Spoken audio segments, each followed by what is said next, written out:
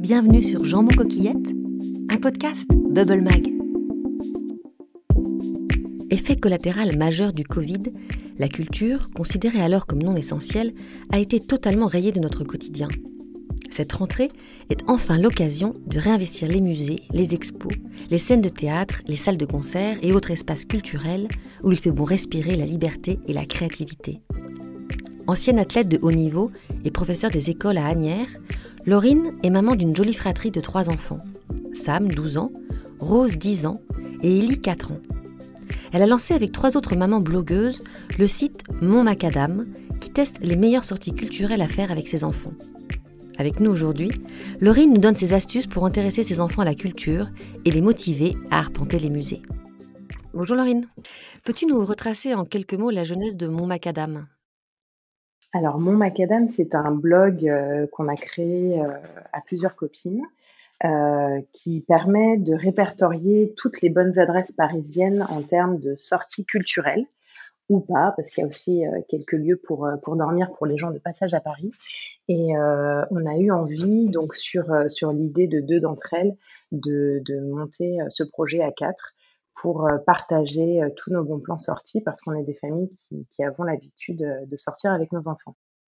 Donc toutes les sorties qui sont mentionnées ont été testées par l'une d'entre vous avec ses enfants. C'est ça. En fait, qu'on a souhaité faire, c'est pouvoir donner un compte-rendu exhaustif de ce qu'on vivait, donc les points positifs et négatifs de toutes nos sorties, en fait. Donc on a tout testé avec nos enfants, on précise l'âge des enfants, on précise dans quelles conditions ça s'est fait et voilà, C'est du vécu. tout à fait. Donc pour toi, de ce que je comprends, c'est que vous avez eu l'idée de monter ce blog parce que vous-même, vous aviez l'habitude d'emmener vos enfants, dans des sorties culturelles. Pourquoi, Oui. pour toi, c'est si important, justement de leur faire rencontrer l'art, la culture, Alors pour moi, la sortie, au musée ou autre, hein, les sorties culturelles d'une manière générale sont hyper importantes. Parce que je considère qu'apprendre à observer, apprendre à prendre du recul, à être un spectateur, à critiquer, c'est des choses qui sont hyper importantes dans la vie, même tout simplement savoir ce qu'on aime ou ce qu'on n'aime pas. Ça permet aussi de découvrir le monde. Donc c'est dans ma pratique, parce que je suis enseignante à côté, c'est vrai que ça fait partie de mon quotidien. C'est quelque chose qui prend vraiment beaucoup de place. On ne sort pas toujours autant qu'on aimerait, mais en tout cas, j'ai très envie que mes enfants puissent fréquenter les lieux culturels un maximum. Et je me dis aussi que s'ils le font étant enfants, s'ils le font plus jeunes, on a peut-être plus de chances qu'à l'âge adulte, ça leur plaise. Et comme moi, ça me plaît, voilà, j'ai tenté de leur transmettre ça. et à quel âge tu as commencé à les emmener? Très tôt, parce que donc Sam et Rose, mes enfants aînés, étaient en crèche parentale et à l'époque, on habitait à Clichy et je me souviens qu'il y avait une programmation, jeune public au cinéma et à la salle, culturelle au théâtre de la ville et dès 1 an, on les accompagnait, au spectacle, en tout petit groupe et puis très vite, à partir du moment où on l'avait fait par ce biais-là, j'ai continué à le faire par moi-même. Donc je pense que dès 12 mois, ils sont allés, à une pièce pour tout petit ou un concert pour bébé. On l'a fait très, très tôt. Mais à 1 an, c'est-à-dire qu'à 1 an, un enfant, il peut être captivé par, Bah alors par une scène? ça dure 15 minutes, 30 minutes, parfois, avec la possibilité de sortir.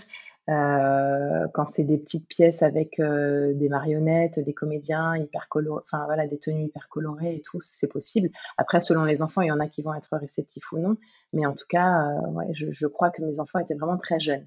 Donc 12-15 mois, je pense que c'était le premier spectacle, même des spectacles en plein air ou parfois dans les villes, ils font des petits festivals jeunes publics et c'est Mmh. vrai qu'à tout âge, ils peuvent être, des jeunes spectateurs qui apprécient, ce qu'on leur montre. Et qu'est-ce qui leur plaît le plus aux 3? Enfin, j'imagine que c'est peut-être des goûts différents, mais Bah oui, et puis ils ont des âges différents aussi, donc je suis beaucoup sortie avec les 2 grands qui ont à peine 2 ans d'écart. On a fait beaucoup de sorties quand ils étaient petits, qui leur plaisaient à tous les 2 et puis qui étaient en accord avec leur âge. Maintenant, Ellie a 4 ans, donc ils ont un certain écart d'âge. Enfin, il a un certain écart d'âge avec son frère et sa sœur. C'est parfois un peu plus difficile de trouver des sorties qui accordent tout le monde. Mmh. Donc, parfois, on fait des choses, on essaie de trouver quelque chose qui va plaire à tout le monde, et puis parfois, on sépare, et puis je fais avec un seul d'entre eux, ou les plus grands, ou le plus petit. Après, il y a des lieux qui peuvent plaire à tout le monde. Là, on était en Italie pendant les vacances. On est allé au musée de l'automobile à Turin parce que Ellie adore les voitures, et ça a plu à toute la famille. Donc, Mmh. les adultes, les enfants. Donc, j'essaye par moment, quand c'est possible, de faire une sortie qui convienne à tout le monde, mais je m'empêche pas de ne sortir qu'avec l'un ou l'autre si c'est plus adapté, quoi.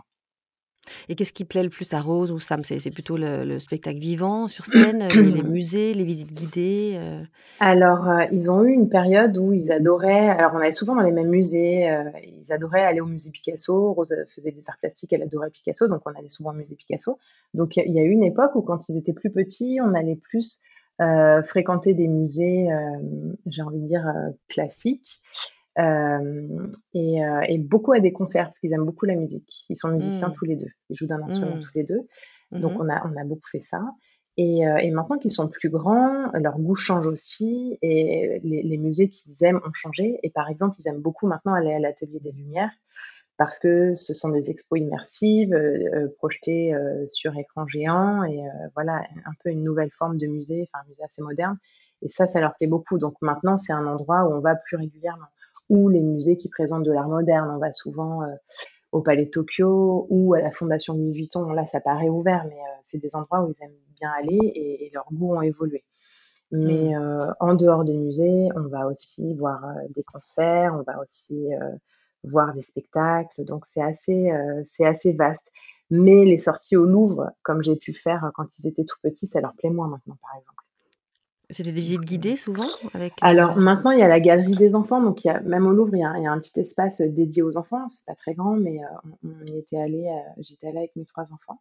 Mais ce que j'aimais bien au Louvre, c'était faire une petite partie. Moi, j'ai un pass parce que je suis enseignante, donc on y allait pour 1 heure ou 2 en balade quand on était de sortie à Paris. Et ça leur plaisait. Donc, si en histoire, ils parlaient de l'Égypte, on allait dans l'aile égyptienne. Enfin voilà, j'essayais de m'accorder là-dessus. Et puis relier ça à leur maintenant, quotidien. Mmh. voilà, j'essaie de me rapprocher au maximum de ce qui pouvait leur parler et de ce qu'ils voyaient au quotidien à l'école. Et maintenant, ça leur plaît un peu moins. Ils râlent un peu plus. Voilà, je sens qu'ils grandissent, et que, alors ils boudent pas les musées parce qu'ils continuent à aimer d'y aller, mais les goûts ont clairement changé. Donc j'essaie de m'adapter aussi pour que ça reste quelque chose de plaisant. En fait, je pense qu'il faut un peu désacraliser le musée. Faut pas forcer quand ça marche pas. Faut pas Oui, insister. parce Donc, que c'est pas simple, surtout avec la concurrence des écrans aujourd'hui, mais de ouais. motiver ses enfants à sortir, aller au musée, il y a eu des moments compliqués. Comment tu as fait face? Comment tu as trouvé des idées, Alors, moi, je me dis que tant que j'essaie de coller au maximum à leur goût, j'ai des chances que ça marche. Donc quand il y a des expos sur le sport, quand il y a des expos sur la musique, ou les lieux tout simplement, qui sont proches de leur passion. On va à la Philharmonie parce qu'ils sont musiciens, et du coup ça leur plaît. Ils avaient adoré l'expo sur les comédies musicales. Donc j'essaie de les emmener voir des choses qui, je pense, vont leur plaire, pour pouvoir mieux les emmener voir autre chose. Parce que l'idée, c'est aussi de découvrir des choses qui sont pas forcément proches de leur univers. Mais j'essaie quand même très, très souvent de leur montrer, enfin de cibler leur goût, voilà, pour être sûr que que ça leur conviendra, qu'ils passeront un bon moment. Est-ce que tu les as déjà, «obligés» entre guillemets en disant: «Ben, vous avez pas le choix, vous venez, on sort, on va au musée», Non, j'oblige pas. Après, quand on s'est mis d'accord et que je leur ai dit qu'on irait au musée, que j'ai pris les places, et cetera, et puis qu'ils ont un petit coup de flemme le lendemain et qu'ils me disent: «Ah non, j'ai pas envie d'y aller», je leur dis: «Eh bah si, on avait dit qu'on irait, on y va», et bien souvent, ils râlent au moment de partir, et puis quand ils sont dedans, ça se passe bien. Après, je les encourage à y aller. Si quand on est dedans, ça leur plaît pas, je les force pas et on sort. Si je Ah vois oui, qu'ils commencent à courir dans tous les sens ou qu'ils se désintéressent totalement, on sort, parce que je me tu dis, assistes pas, d'accord. voilà, quand on est spectateur, on aime ou on n'aime pas, et on a ce droit-là aussi de dire: «Ça ne m'intéresse pas». Donc j'essaie, et si ça prend pas, je n'insiste pas. Voilà, c'est un peu, ma pratique. Et autour de toi, les parents, de tes en de des copains et cetera, parce que j'ai l'impression que tu as quand même une pratique culturelle assez forte. C'est assez répandu autour de toi ou? Alors moi, j'évolue, enfin j'ai dans mon cercle d'amis, beaucoup d'enseignants, donc je pense que, voilà, naturellement, c'est des choses qu'ils font parce qu'ils ont cette culture-là. Et puis j'ai des amis, voilà, qui vont pas forcément, enfin qui préfèrent aller au ciné ou faire des sorties en plein air et ça me convient aussi. En fait, on se rejoint sur certaines, comment dire? Sur certaines choses, sur certains goûts, pratiques et pas forcément sur d'autres. Mais, on va dire que globalement, ça m'arrive aussi, enfin ça m'arrive quand même souvent d'aller, voir des expos avec mes enfants avec d'autres amis. C'est-à-dire qu'on a souvent l'opportunité de faire ça à plusieurs. Donc Ce c'est qui peut aussi motiver les sympa. enfants aussi, j'imagine, de partir avec leurs copains, aller voir une expo, c'est aussi Tout à fait. Et maintenant d'ailleurs, il y a des anniversaires parfois, où mes enfants sont invités au musée, lors des anniversaires de leurs copains. qu'est-ce que tu penses de l'offre culturelle pour enfants en France? J'ai l'impression que depuis les dernières années, là, ça s'est énormément développé, comme tu Ouais, disais, dès le plus jeune âge. On a une chance assez folle, j'ai l'impression, en France, ouais. avec une offre incroyable. Tu peux nous expliquer un peu comment ça fonctionne? Je suis d'accord, enfin, je trouve qu'en France, on a une offre culturelle, très riche, même pour les enfants. Il y a un nombre incalculable de musées, je ne sais pas combien il y en a en France, mais il y en a beaucoup. De plus en plus de spectacles jeunes publics, il y a des offres famille, il y a des ateliers, il y a de plus en plus de propositions, ludiques. Donc ça permet de découvrir en s'amusant. Il y a des parcours, il y a des supports pour rythmer un peu les visites, des jeux de pistes pour s'approprier les lieux, des ateliers pédagogiques, même dès le plus jeune âge, parce que si on va au musée en herbe, ils peuvent faire des ateliers. Il y a les ateliers du Palais de Tokyo aussi. Je trouve que c'est vraiment riche pour voyager régulièrement. C'est pas quelque chose qu'on retrouve forcément à l'étranger. Du moins, voilà, j'ai pas la prétention d'être allée partout, mais dans les lieux dans lesquels j'ai pu aller, j'ai pas retrouvé cette offre-là. Il y a Mmh. souvent des musées très chouettes, mais là, on a vraiment quelque chose en France, dans toutes les villes. Il y a des choses à voir et à faire quand on se balade, quoi. Ouais, ouais, donc il faut pas hésiter à aller regarder, les programmations des musées, Tout à prendre une fait, visite guidée en famille, un atelier c'est ça. par-ci, Alors nous, il y a des choses qu'on anticipe beaucoup, quand on part en week-end, même en France, on se documente, on cherche et puis il y a des moments où on a juste envie d'aller découvrir une ville qu'on connaît pas bien et puis c'est pas du tout préparé et quand on arrive, on va à l'office du tourisme et puis, comme tout le monde, on se rencarde sur ce qu'il y a à faire et puis on suit les recommandations et il y a toujours des choses à faire et des choses souvent intéressantes. Donc, plus ou moins selon les lieux, mais il y a toujours, mmh. une offre assez vaste. Et alors quels sont pour toi les incontournables là, pendant 1 an et demi, 2 ans, on n'a pas eu beaucoup l'occasion de sortir. Là, c'est Ouais. la rentrée, on peut enfin, sortir et aller dans les lieux culturels. Qu'est-ce que tu recommandes pour les familles là, d'ici Noël? Bah, on va dire que, les incontournables, en région parisienne, enfin, pour nous, ça a été pendant longtemps la Cité des Sciences. On avait un pass annuel qui nous permettait d'aller à la Cité des Sciences et au Palais de la Découverte et ça, c'était parfait pour les âges différents qu'ont mes enfants. C'est-à-dire que, au Palais de la Découverte, il y a le planétarium, il y a des sciences, enfin, il y a plein de choses pour les grands et à la Cité des Sciences, il y a des espaces dédiés aux âges, donc de 7 et 5-12 et on pouvait faire les 2. Donc ça, c'était parfait, c'est quelque chose qu'on aime beaucoup faire.